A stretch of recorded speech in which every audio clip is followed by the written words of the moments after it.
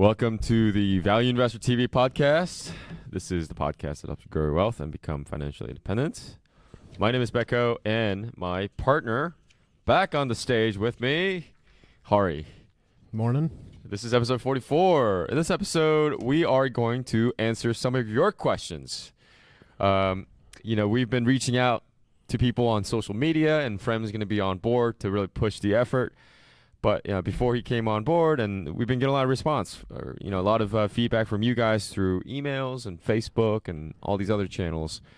So we thought it would be a good idea to answer some of the questions in this episode, because I think these questions are it's worthwhile effort to go over these questions, because I think there's a lot of important insights to gain from these questions. So, Well, first of all, let me say thank you guys for sending us questions. Absolutely.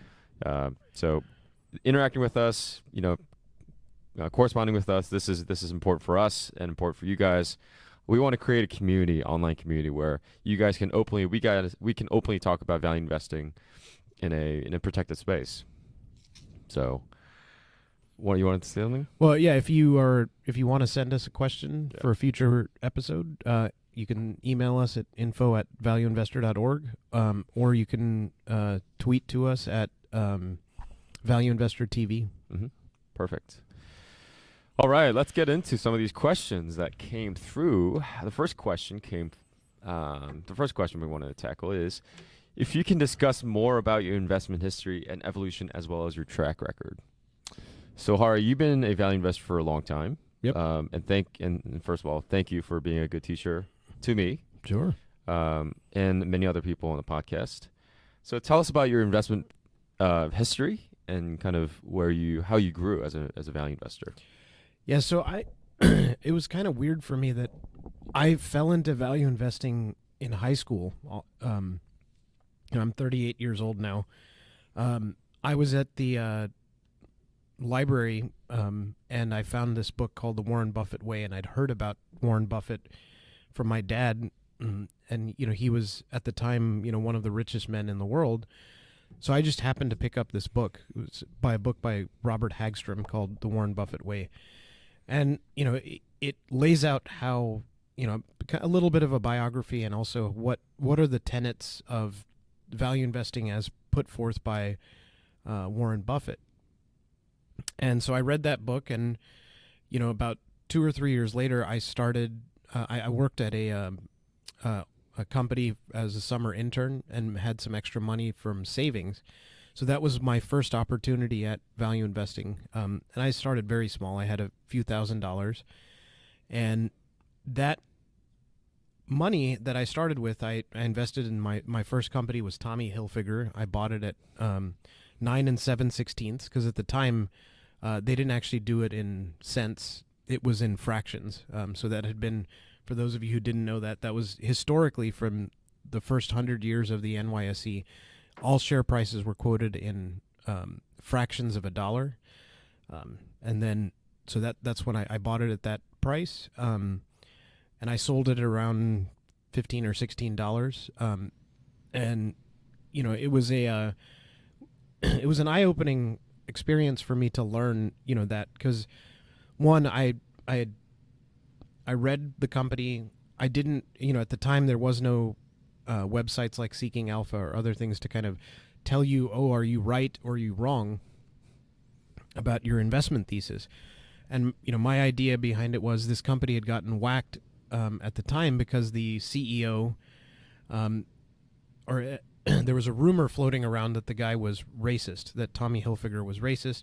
He had then made the rounds on daytime TV and so forth, telling people, hey, I've never said any of these things. And sure enough, like a year later, 6 months, a year later, the price went up again. So, and there was nothing wrong fundamentally with the company. In fact, they were doing very well at the time. And then a few years later, I think they got bought by another company. So anyway, the whole point of that is there were a lot of people on articles and things like that saying that this company was worthless, that they were going to go to zero and all this stuff. So that was my first, foray in value investing, to understand that you're really, value investing is going against the grain. There are a lot of people who are going to say things. Most of it is not based on facts. Yeah. And so that was my first experience with, hey, what's the truth? And, I mean, the guy is clearly not, he, never said any of these things. And the company was, doing fine. The sales weren't even affected by any of these things. This was just purely a media kind of created, hit piece. Yeah. And, my history with value investing since then has been largely that is I will take an unpopular position in a company that's doing very well, and learn to be patient. So 2, 3, 4 years later, that company goes and doubles, triples, quadruples from where I bought it. And so, you can imagine that the small, $3,000 that I started with, you get a 50% return, or 60% return, and you just keep doing that. Your money compounds pretty fast. So, I'm also, at the time I was working and I had a lot more free time. I went to medical school. I didn't have nearly as much free time, during that. And for like 5 years or so, my investments I didn't really pay attention to. And then in 2009, 2010, I had some breathing space and I actually spent more time focused on my investments.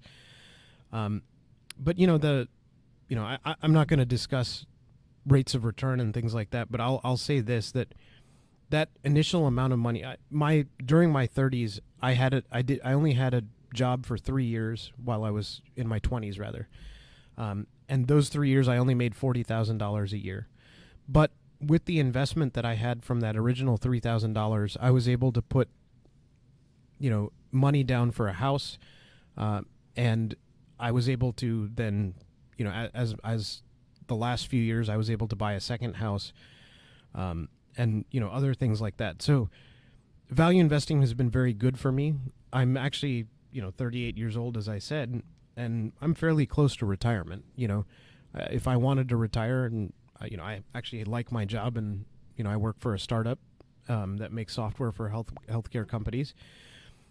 And I enjoy doing that, so I'll continue to do that. But I have the financial freedom to quit if I needed to. Yeah. So you talked about pretty important stuff right there in terms of your investment history. Starting small, but money compounding really fast. Yep. And really, the essence of this is to find a truth and then wait for the market to realize that truth. Yep. And so the patient is another element that's so important in value investing. And so, I mean, that's pretty astounding to me. I am in the midst of learning, and I'm in the midst of that exponential growth. And for people out there like myself, people who are listening, who are in that phase of, okay, when you look at any exponential curve, when you see the very first few years, it looks like a very slow linear growth. It may be even flat for a long time. Yep. But then after a certain number of years, it spikes and the slope starts to pick up. Yep. And so for people out there who are in that phase, do you have any comments to them? Yeah, I mean, I think it's everybody wants to go faster, right? Like you want to be a billionaire tomorrow, right? But that's not what value investing is about, right? If you think about it this way, that you're going to guarantee those results if you stick to this discipline. But you have to stick with it. That means that when things don't look good or when they're not working out the way that you want them to, you still stick with it. And I've had times where, even recently, where companies, everything looks great, and somebody, there's a short seller attack or something like that, the price goes down. And then the first thing I do is I go back and look at the fundamentals and confirm my thesis that, this is still a good company. Did something change? Is there a possibility? Did I miss something? And, for the most part, when I make those, the conviction of sticking with what I'm thinking about, I have never found a company that doesn't eventually achieve the value that, it planned for, Yeah. right? Like that you estimated.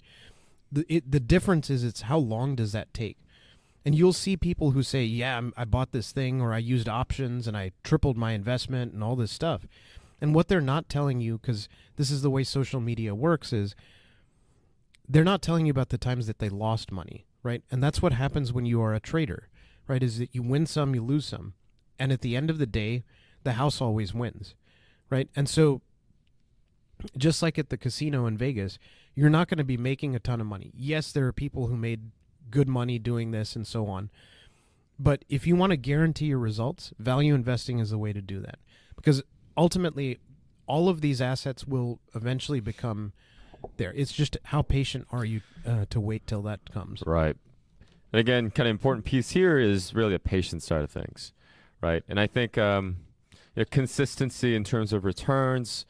If you want to guarantee that return in terms of consistent returns, patience is so important in this process. And I have the privilege to being close to Hari and learning from him that through these through the thick and thin, tough times and bad times, it's important to stick to your guns and really patience, being patient through this whole time, and having somebody like that next to you really helps. And I think we want to create that kind of community for you guys online also. So when you're in doubt about your investment thesis, check.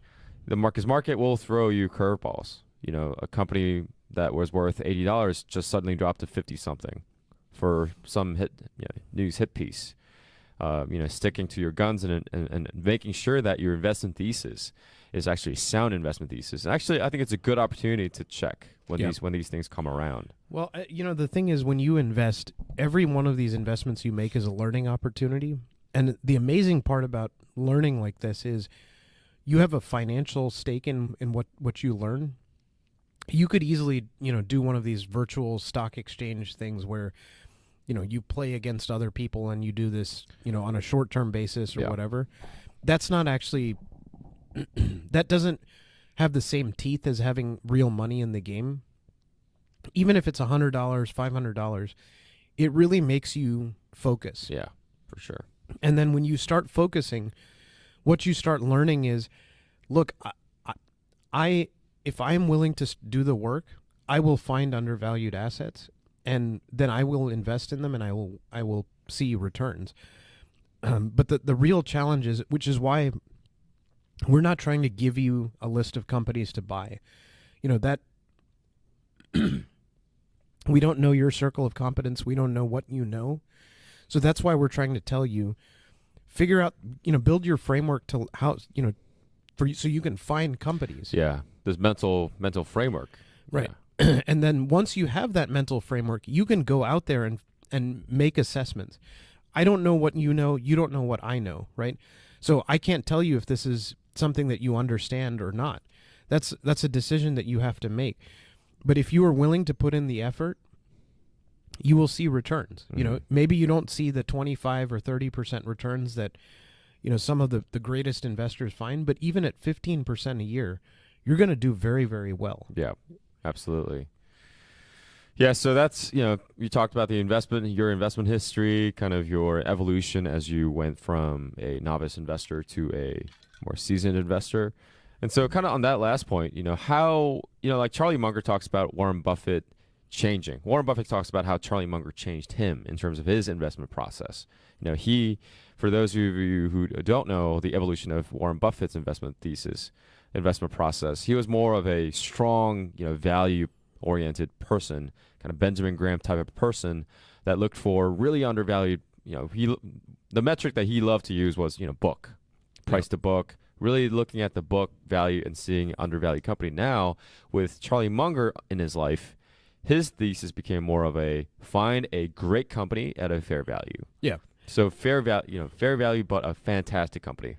Buy that instead of buying a average company at a great price. Yeah. And so for you, here's my question. For you, did anything like this happen in your investment history? Did any sort of evolution happen in your investment process? Well, so yeah, my initial, when I bought Tommy Hilfiger and I bought another company called Pacific Care Health Systems, I actually had more of a pure value mindset at the time. Tommy Hilfiger was trading at around $9, as I said, and I had estimated based on free cash flow that they were worth about 18. So when I saw it go up, I sold out. But there was a company, Pacific Care Health Systems, that they were a California-based health insurance provider, and they had a book value of $33 a share, and they were trading at like $6 a share. Wow. And so I bought that, and it was a 10-bagger. It went up to $60 a share, and that's when United Healthcare bought them out. And so I had no idea what health insurance was like. And so I started, thinking, oh, well, this is the slam dunk that I need.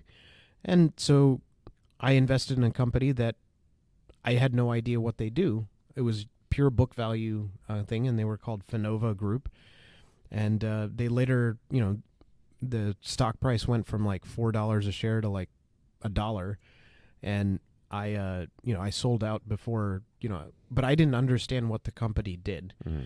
And so my temperament is more around after, looking at that and making the mistakes that I had made, I started realizing that I feel more comfortable when I can see what the long-term company will do. Prospects, yeah. And the prospects. And if you look at a company like Amazon, right?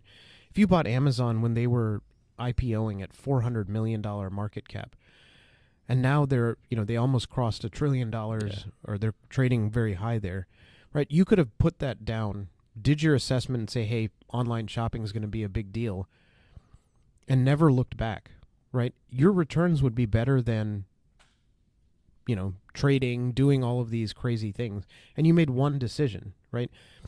So I really like that idea, right, of focusing on one company and understanding it and seeing that they have a super long runway, and then because the thing is, I don't have to pay taxes.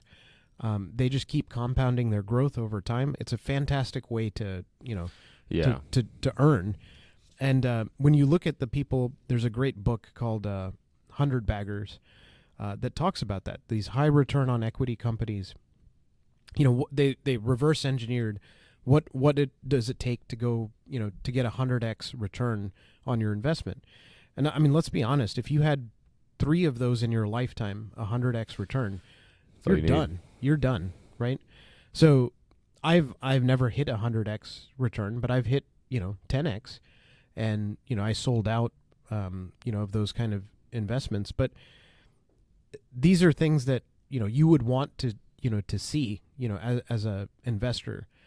So, that's where I would say focus on, right, is looking at the long term. That's what we've been trying to teach you guys. Yeah. It's interesting, the evolution of your investment process, starting from more of a true kind of original value individual to kind of value / growth and great company kind of mindset. Yeah.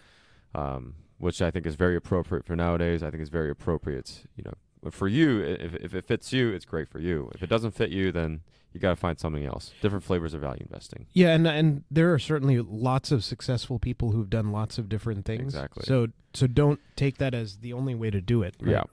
And I think that's a great segue to the next question, which is discuss different topics and books in value investing world.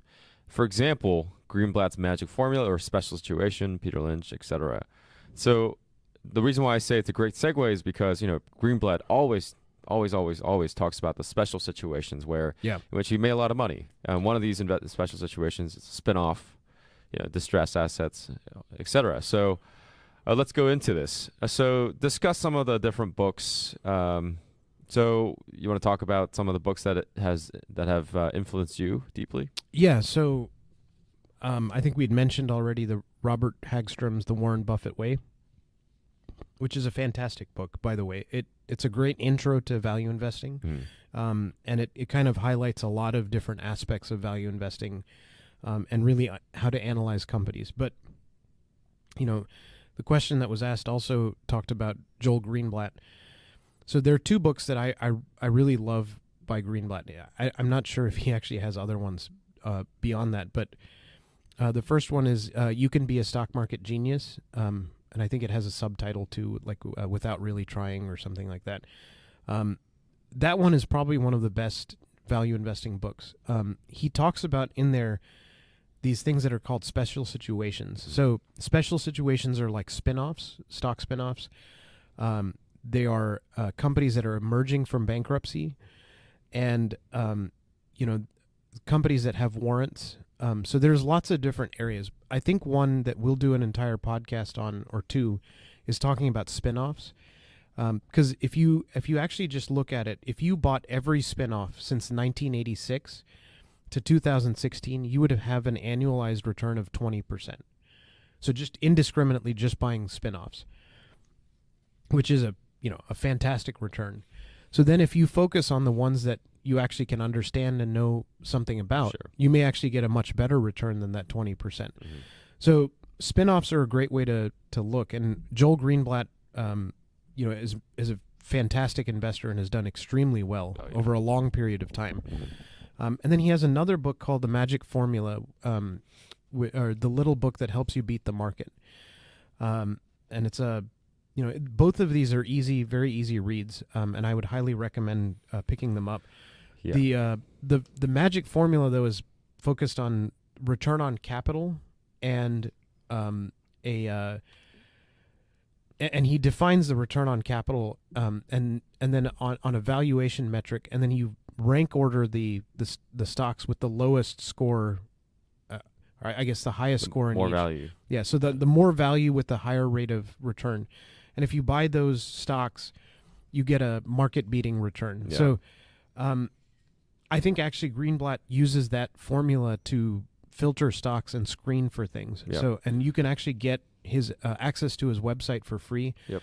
magicformulainvesting.com. Yeah, if you go there, it'll give you a list of companies that fits that description. Yeah. That he talks about in his book. So Greenblatt, obviously a very, very famous value investor. He wrote a couple books, like you mentioned, probably more books, but two books that are really outstanding.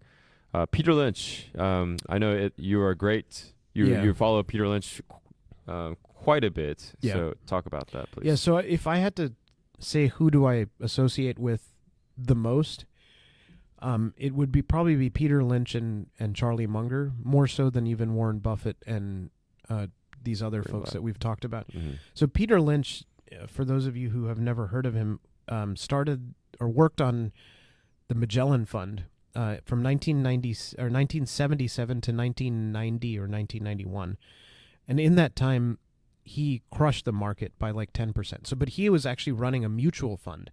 So, you want to talk about putting shackles on your ability to do stuff. But Peter Lynch basically just said, look, I'm not going to do what everybody else does in the mutual fund industry, which is basically buy the same companies and, that kind of stuff. He was like, I'm going to go out there and find undervalued assets and buy them. And that's what he did. And he did it very successfully. But he imparted a couple things in me that I think were really important and this really hits at the idea of circle of competence, is that invest in things that you understand and know. And so he's like, at the time, malls were a lot more popular and stuff.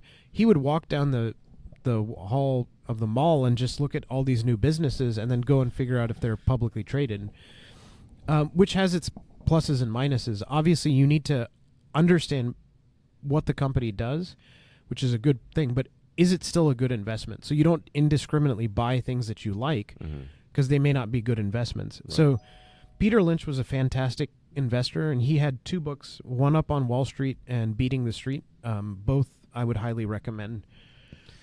Great. Yeah. Peter Lynch. I read both of those books. Fantastic books. Let's move on to the next author, Charlie Munger. I know you read Charlie. You read Charlie Munger quite a bit. Tell us about that, please. So, Charlie, there's a couple ways to learn from Charlie. One is the CNBC has a archive now, with full text search of all of the Berkshire Hathaway meetings where Warren Buffett and Charlie Munger answer questions. Mm-hmm. And you can find that online, and it's free to use, which is a fantastic resource to learn from Munger.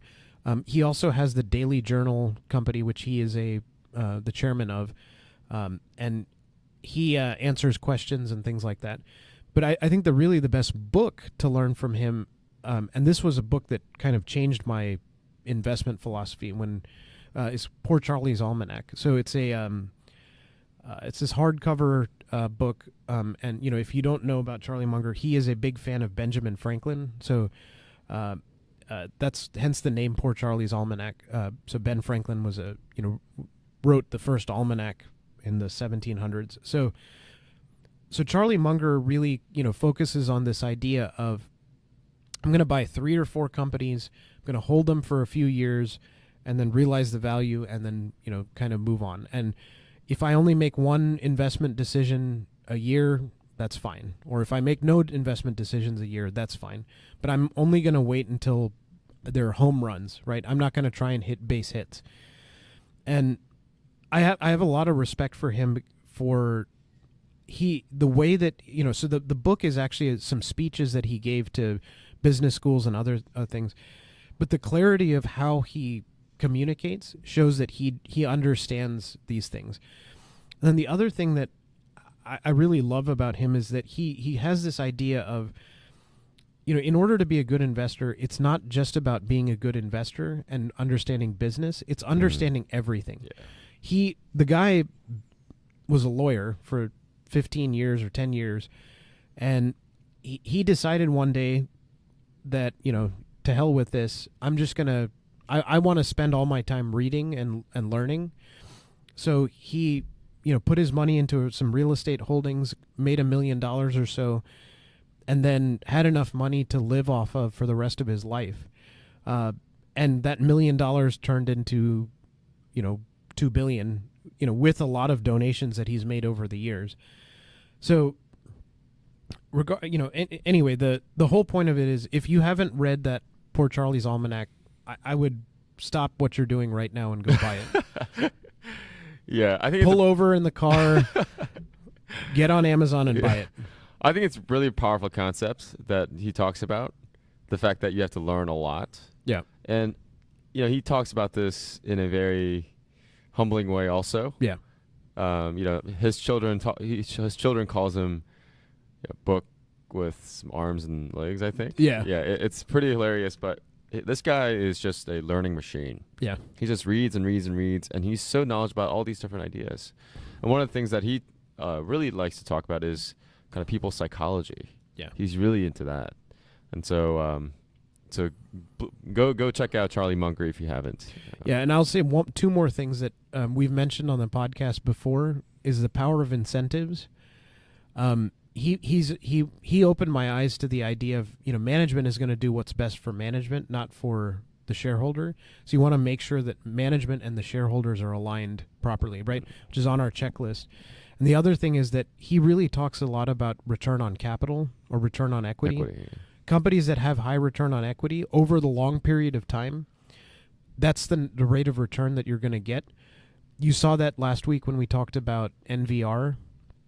Over the last 20 years, they basically returned, 30% a year, for that company. That happens to be their return on equity. So, that was a completely mind-blowing concept.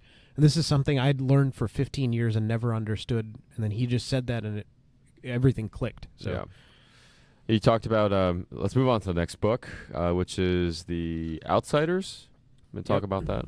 So, this is also a fantastic book. And the thing that it talks about is, how do you determine whether a CEO is a good CEO or not? Right? Of a publicly traded company, the best way to know that is, what is the rate of return for shareholders? Shareholder return. Yeah.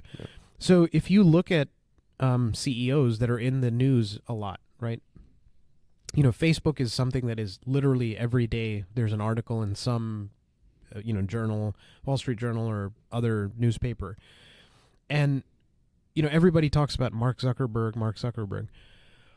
Well, if you look at it, from the outsider's perspective, which is, they focus on the rate of return. There are so many companies that you've probably never heard of that have been crushing that, the returns that they've gotten. And that's because they focus on shareholders above all else, right? Because they usually are their own shareholders, right? And so the Outsiders really talks about, several companies. One of them is Capital Cities, which is a company Warren Buffett invested in. And they have some hilarious stories about how to cost cutting. Capital Cities actually has owned a bunch of TV stations, and there's a building that they had that was facing the road, and it was looking really bad, and they said, you got to paint it. So instead of painting all four sides of the building, they only painted the two sides that you could see from the street, just to save like $20 on a can of paint, right? I mean, that's the kind of level of discipline that you have to have as a good investor, right? Because and that really kind of highlights this idea that business owners are also good investors, right? That the difference between owning a small percentage of the company as individual investors like you and me, or owning the whole thing, there's really no difference, right?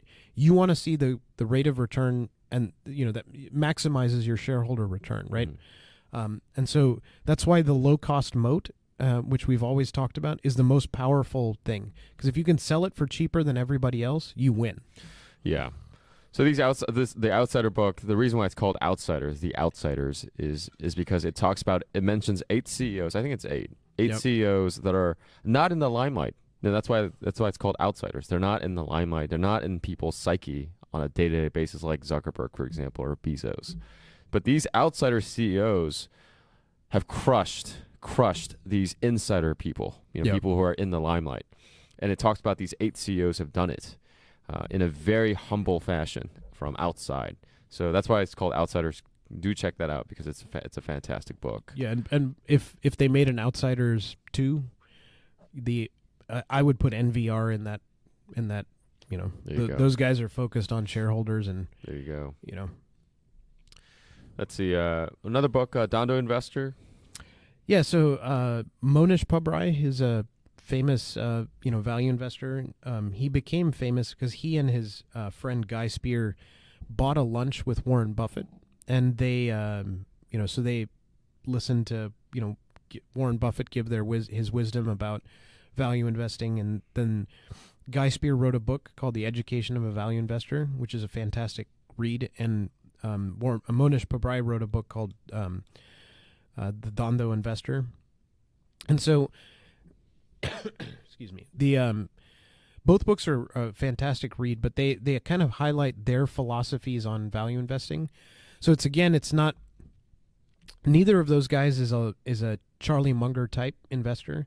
They look for more value plays, but I would highly recommend reading them, because it's whatever fits your style of investing. You should read a diverse set of books and then kind of piece together what is your framework that you want to build. Yeah, exactly. So do check that out. Dondo Investor and Education of a Value Investor, Guy Spear, and Dondo Investor by Monish Pabrai.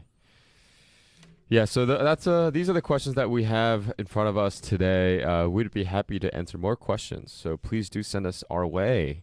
And again, Frem is going to be in charge of our social media, so do send us on social media, Twitter, valueinvestor@TV, that's our handle, or our email, info@valueinvestor.org. We'd be happy to take any questions going forward. Also, as we have done in the previous episodes, we are covering companies. And so if there's a company that you would want us to cover, please do send us. We have a list of companies that our listeners have sent over. American Outdoors, Weight Watchers, PetMed Express, and some others. So we'd be covering those on future episodes. But if you have companies that you want us to cover, please do send it over so we can put it on our queue of companies to cover. That's it for us in this episode 44. We had a few questions talking about, investment history, kind of the books, and some of the lessons that we learned from these books. And interesting history of Hari's his own evolution in terms of his investment process. So that was a rich conversation. Thank you all of you for joining us in this episode 44. We'll see you on the next episode. Thank you, guys. Thanks.